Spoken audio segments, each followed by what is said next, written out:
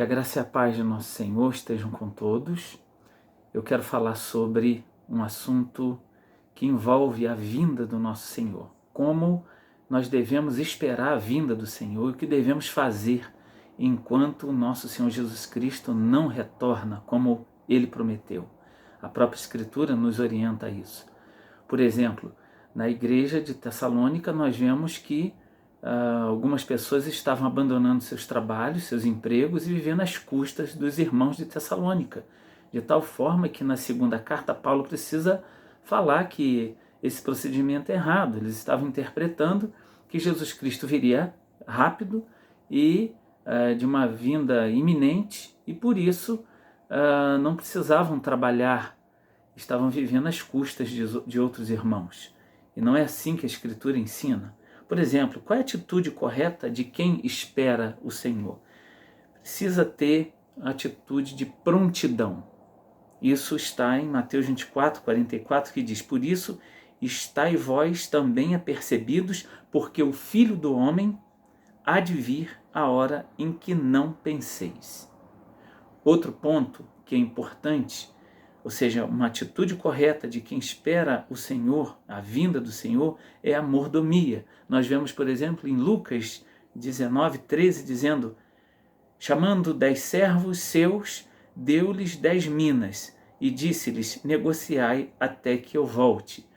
Aqui é a parábola das minas, ou seja, é entregue valores para que as pessoas pudessem fazer com que aquilo gerasse algum retorno. E tem o sentido de que na vinda de nosso Senhor, Ele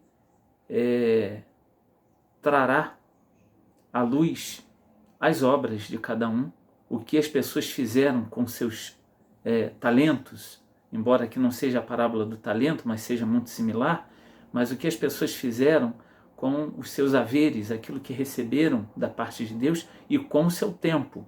Então é importante levar em conta o que diz essa parábola. O Senhor que entrega esses valores volta para saber o que as pessoas fizeram com aquilo que receberam. Também outro ponto que é importante para aqueles que aguardam a vinda do nosso Senhor é ter uma atitude de paciência. 1 Coríntios 1,7 diz: de modo que nenhum dom vos falta, aguardando a revelação de nosso Senhor Jesus Cristo. Quer dizer, utilizando aquilo que tem, os seus dons, aquilo que foi dado para que a pessoa sirva ao corpo de Cristo, lembrando que os dons são ferramentas para ser utilizadas na divulgação da mensagem do Evangelho. Também existe a atitude de caridade, no sentido de olhar com favor para aquelas pessoas que muitas vezes agem de maneiras até assim não tão agradáveis aos nossos olhos, como por exemplo 1 Coríntios 4, 5, Paulo sabia que estava tendo algumas preferências na igreja de Corinto. Paulo funda a igreja de Corinto, parece que alguns líderes vão tomando espaço na igreja de tal maneira que havia disputa, né? E Paulo escreve dizendo que eles não deveriam fazer assim, quer dizer, não deveriam se precipitar em julgar, ou seja, ter uma atitude de opinião, talvez colocando quem era melhor e quem era pior. E a parte da Escritura que eu cito é 1 Coríntios 4, 5, dizendo assim: portanto, nada julgueis antes do tempo, até que o Senhor venha, o qual também trará à luz as coisas ocultas das trevas e manifestará os desígnios dos corações. Então cada um receberá de Deus o louvor, ou seja, o elogio. Então, enquanto a igreja de Corinto estava fazendo essa separação, dizendo que preferia um do que outro, Paulo escreve dizendo para que eles não fizessem isso, para que eles não tivessem, às vezes, uma opinião. Por exemplo, quantas vezes a pessoa está dando o melhor que ela tem, mas mesmo assim ela não é vista com bons olhos pelo que ela está fazendo, né? E, claro, às vezes uma pessoa se destaca mais do que outra, mas o que Paulo está dizendo é que precisa haver uma atitude de amor, para com as pessoas, até com aqueles que são, digamos assim, não tão aperfeiçoados na graça. Então nós precisamos fazer isso enquanto esperamos a vinda do nosso Senhor. Também é necessário ter uma vida irrepreensível.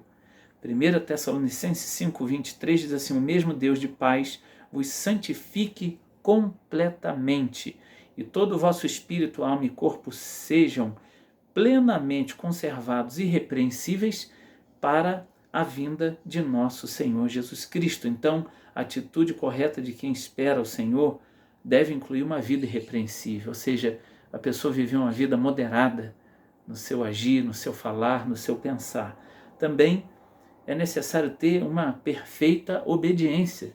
Nós podemos ver isso em 1 Timóteo 6,14, quando Paulo diz que guardes este mandamento imaculado e irrepreensível até a vinda de nosso Senhor Jesus Cristo. Nesse texto, Paulo recomenda a Timóteo a ter uma atitude correta, observando que algumas práticas são pecaminosas e ele não deveria se associar a essas práticas. Então é importante aguardar o Senhor, tendo uma perfeita obediência. Também é importante ter uma alegre expectativa. Isso a gente encontra em Tito 2,13, que diz: aguardando a bendita esperança e o aparecimento da glória do nosso grande Deus e Salvador, Cristo Jesus. É preciso esperar com alegria, precisamos pensar mais como será a nossa vida no porvir, uma vida gloriosa que Ele prometeu. E também precisamos ter constância. Vemos isso em 1 João 2,28, que diz: e agora, filhinhos, permanecei nele, para que quando ele se manifestar, tenhamos confiança e não sejamos confundidos por ele na sua vinda. Essa ideia de ser confundido por ele é como se fosse ficarmos envergonhados. Imagine, diante dele, ser exposto que nós não fomos corretos, sinceros, de coração, enquanto vivíamos aqui. Então, que nós possamos viver uma vida correta e ter uma atitude assim até que Ele venha. Que o Senhor Deus abençoe a todos e que nós possamos colocar em prática cada uma dessas orientações que vem da palavra. Deus abençoe.